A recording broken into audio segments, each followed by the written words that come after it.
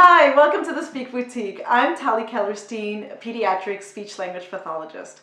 Today I am going to talk to you about my favorite book for starting working on a sound, particularly with my kids who have motor speech disorders and really need short, simple target words in very repetitive contexts.